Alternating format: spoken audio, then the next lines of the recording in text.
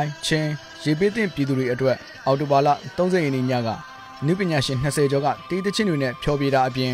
ရခိုင်ချင်းတိုင်းသားရိုးရာကတွေနဲ့ဖျော်ဖြေတင်ဆက်ပြီးတဘာဝဘေးအန္တရာယ်တင်ဒေသတွေပြန်လည်ထူထောင်ရေးအတွက်ရန်ပုံငွေရှာဖွေခဲ့တာဖြစ်ပါတယ်။လူတော်ပြည့်ဆရာတော်ကဒီရန်ပုံငွေရှာဖွေတဲ့ပွဲကိုဥဆောင်ပေးခဲ့တာဖြစ်ပါတယ်။ဦးဇင်းတို့ဆရာတော်ကြီးလုပ်တဲ့လုပ်ငန်းကနေပြီးတော့ရခိုင်ဒေသရေလည်းတခုမဟုတ်ဘူးပေါ့နော်။တနိုင်ငံလုံးမှာလိုအပ်ရင်လိုအပ်လာတဲ့လောက်ဒီတဘာဝရေပေးကြောင့်ဖြစ်ပေါ်လာတဲ့အခါမှာနေပြီးတော့ဦးဇင်းတို့ဆရာတော်ကြီးက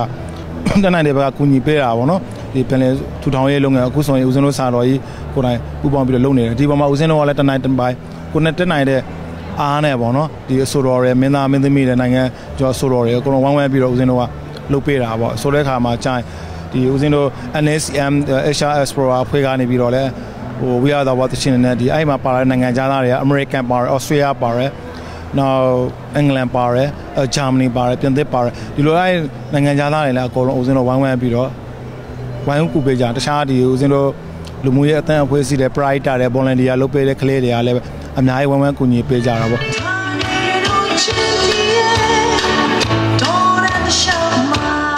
ရေပေးတင်ပြည်သူတွေအတွက်မြန်မာနိုင်ငံတနိုင်ငံလုံးကပြည်သူတွေပါဝင်လှူဒန်းခဲ့ကြပေမဲ့ပြန်လည်ထူထောင်ရေးလုပ်ငန်းလုပ်ဖို့အတွက်လိုအပ်နေသေးတယ်လို့ဦးအေးနေဝင်းကပြောပါတယ်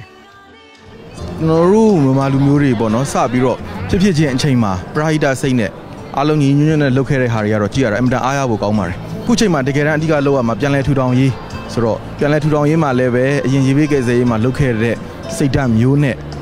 အားလုံးညီညွတ်ညွတ်ပရာဟိတစိတ်ဓာတ်နဲ့လုပ်ကြဖို့လိုတယ်လို့ပဲကျွန်တော်ပြောချင်ပါတယ်မြန်မာနိုင်ငံမှာပြီးခဲ့တဲ့3လခန့်ကရေကြီးနှိမ့်မြုပ်မှုတဘာဝဘေးအန္တရာယ်ကိုခံစားခဲ့ရပါတယ်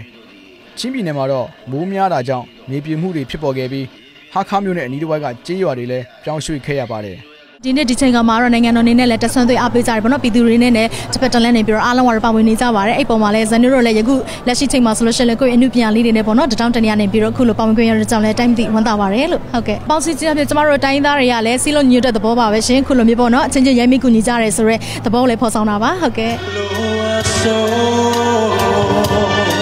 အဲ့ဒီပွဲကိုတက်ရောက်ဖို့အတွက်လက်မှတ်ရောင်းချလို့ရတဲ့ငွေနဲ့အလှူငွေအားလုံးကိုတဘာဝဘေးတင်တဲ့ချင်းနဲ့ရခိုင်ပြည်နယ်ကိုလှူဒန်းသွားမှာဖြစ်ပါတယ်ခင်ဗျာ